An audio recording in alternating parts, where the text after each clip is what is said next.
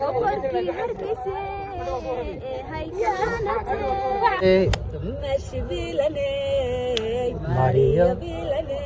إيه boqorkii fanka boqorkii hargeysa halka ay ka dhigeen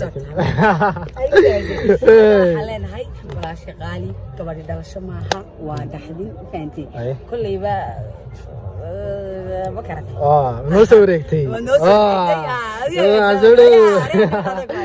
halka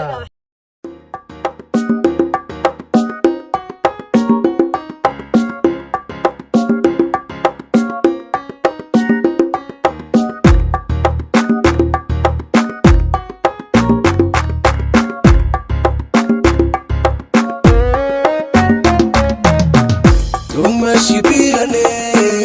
نفيسة بيلاني بقولك فانك بيرنك هانتي aduu maashi bah ku jecel ku soo fiiro aduu maashi ubad badan